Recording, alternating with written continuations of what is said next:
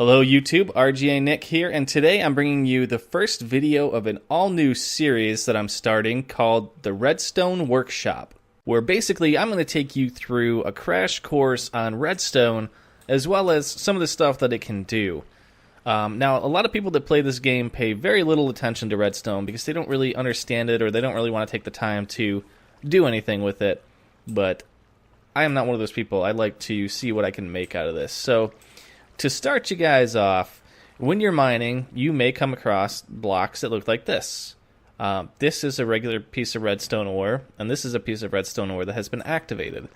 You'll notice that it's giving off a little bit of light, and it's also giving off these little red clouds. That means it's basically, if you clicked on it or punched it or something like that, it'll turn on pretty much, and it'll provide a little bit of light. Like right now, for example, there is no light down here whatsoever. So if I break this block, you see it becomes pitch black. And if I put a new block in its place and right-click on it, it activates the redstone for a little bit. Oops. And same thing with the bottom one there. So it doesn't stay lit forever. It's not a permanent light source. There is a way you can make a permanent light source out of it, but I'll explain that in a second. Now, when you mine this redstone ore, you're going to need an iron pickaxe or diamond.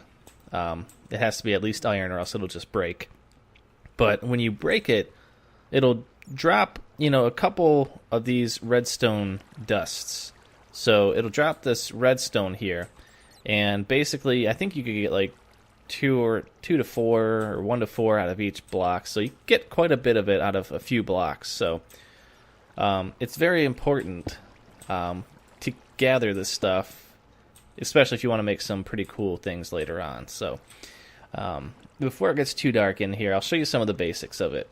When you get redstone, you can do a couple different things with it, and I'll get more into the crafting side later. But as you can see, I'm just throwing it on the ground, making a little path of it. And it's not really doing anything. If I click on it, it doesn't really light up, kind of like the block does. And that's because redstone is just more of a connector, unless you make it into either a redstone torch, or if you put 9 pieces of redstone together, you can make a block of redstone.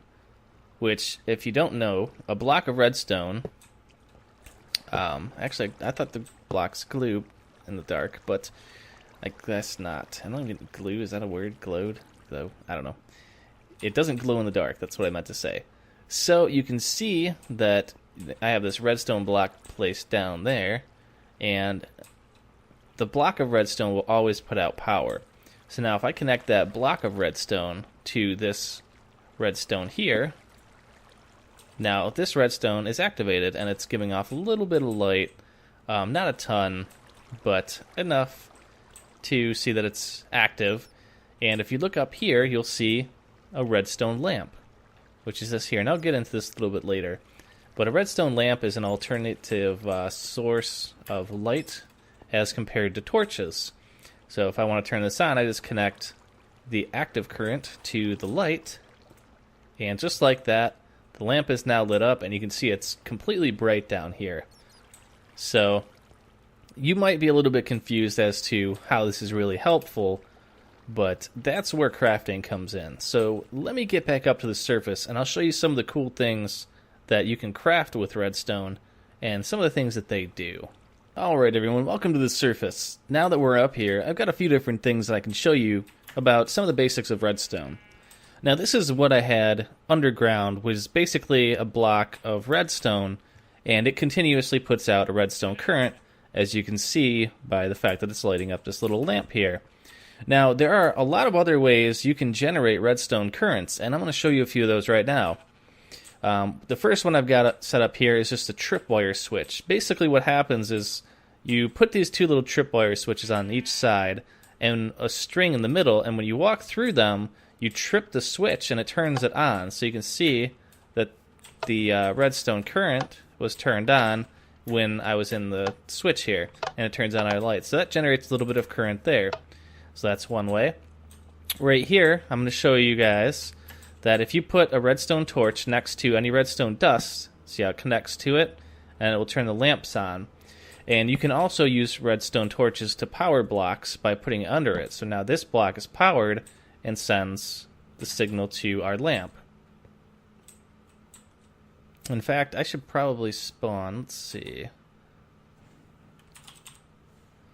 I wonder if a villager can get stuck in there. Let's find out. Because I want this to stay on. I wonder if he'll actually trip this or not. That'd be cool if he does.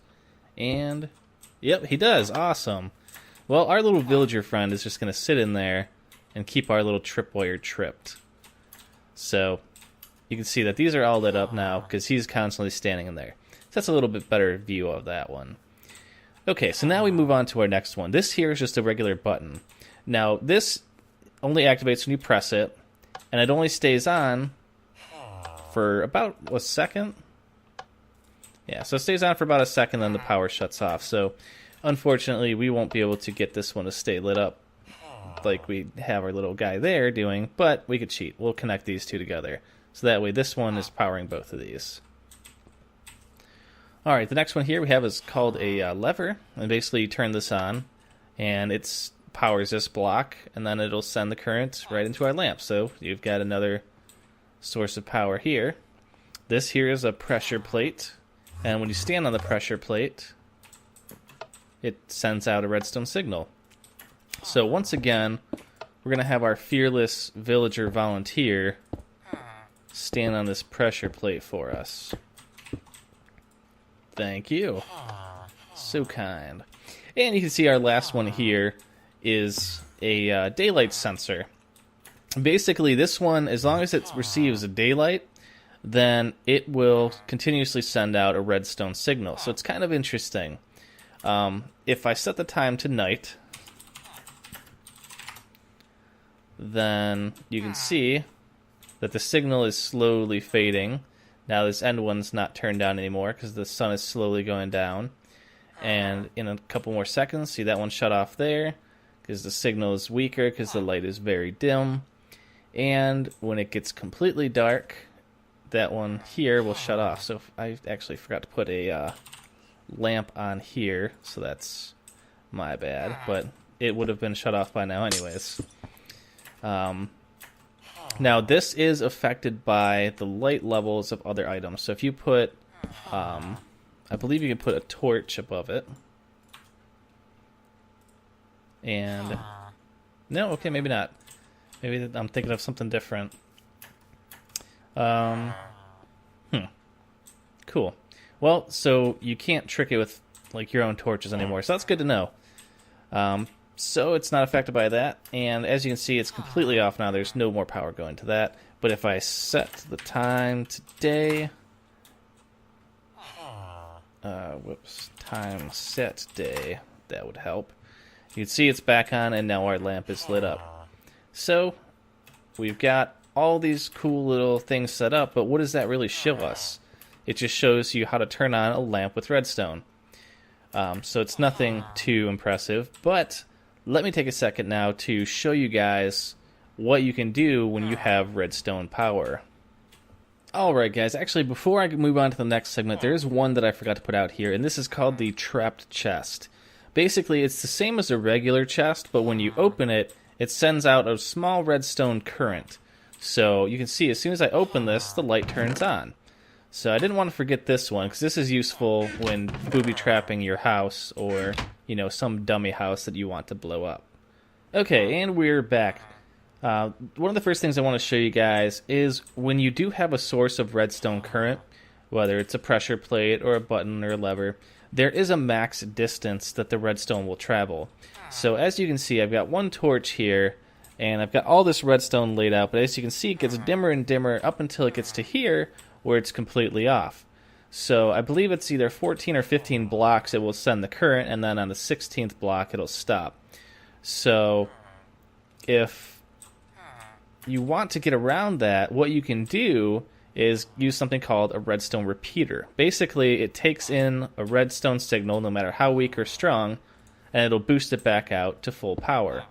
So you can see that even though that was dead before, it's sucking in power from this one here that's still lit up, and then it's replicating it. So you could have an infinitely long string of redstone that would be powered by these repeaters. Obviously, you'd probably run into other issues like chunks being loaded and stuff incorrectly, but oh well, that's a different story. So let's start all the way down here.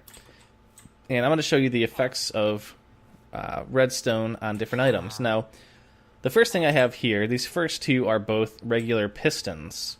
And this is a sticky pistons. Pistons, basically all it does is it's a little block that will extend this arm up one block level. So you can see if I give this power, it pushes that block up. Now, since that block is sand, it will fall back down when it retracts. Now, on a stationary block like stone, when it pushes it up, it'll push it up there, but when we turn off the power, the block stays up there because stone blocks don't fall. So that could be an inconvenience to you. So if you want to use this for a moving door or something like that, you can use what's called a sticky piston, which basically is the exact same as a piston, but you have to kill a slime to get a slime ball, and then it creates a sticky surface so that when it shuts off, it pulls the block back down with it. So it's good to keep in mind there. The next thing I have is just regular doors. Doors, when they are applied with a current, will open and then they will close as soon as the current is removed. So it's kind of cool. You can open your house with buttons and stuff. It's definitely useful because wooden doors, such as any of this stuff, the trap door, the fence, or the wooden door, can all be opened by right-clicking on it, but the iron door needs either a button, lever, or some other redstone power source in order to open. So like I said, the fence will open and close just like those, and so will the gate. Now this one here is a little bit interesting. This is a dropper, and this is a dispenser. Now the difference between the two is if I power the bottom one, you'll notice that it just shot an arrow out of it. And let me set it back to day. Time set day. I had it right. Okay, so you saw that as soon as this bottom one got redstone power, it shoots an arrow out. So you could use this to make a little booby trap. So if someone steps on a plate, it'll shoot an arrow towards them. Now the top one here is called a dropper. If you give power to this one, all it does is drops the item that's inside of it. So you can see it's just dropping an arrow out the front. Whereas the bottom one, it might even be out of arrows. Let's see. Yep. Nope. Oh, because it's got power from up here. So if we power the bottom one, it shoots out the arrows at us, and this top one just drops them out. So if you want something just to drop, like if you're trying to dispense food or something, you can use the dropper. And if you want it to shoot, then you use the bottom one. And what we have next here is called a note block. Basically, if you right-click on it, you can change its tune. And then every time that block gets a redstone signal, it'll make that sound. So there's some pretty complex stuff you can make out there with this. I've never gotten too much into them. I've used it for like a doorbell system or something like that before. But yeah, it's pretty simple. And last but not least, TNT will activate when you give it a redstone signal. So if I turn this on, you can see the TNT is now lit. And boom. Oh no, it blew up my little lamp. That's alright. We were done with this exercise anyways. So I hope this video helped you guys out a little bit. Shows you some of the basics of redstone. Like I said, it's not really a complicated video. I just kind of wanted to show you some of the uses of redstone. Now that you guys understand a little bit about how redstone works, what I'm going to do is get into a little bit more advanced things, like creating doors and like crazy little systems like that. So thanks for watching, guys. Let me know what you think of this. Like I said, this is going to be the first video of the series. I will have a lot more coming up soon. And yeah, if you guys have any suggestions or things you want to see me build, definitely, feel free to ask, and I'll see what I can get in the show. I'll definitely give you guys a shout out if you ask for something and it gets shown on the show. And yeah, make sure to subscribe if you haven't already. It really helps me continue to make these videos for you guys. And as always, I love reading your comments and feedback, so you guys are doing a great job. Keep that up, and I will see you shortly with another video.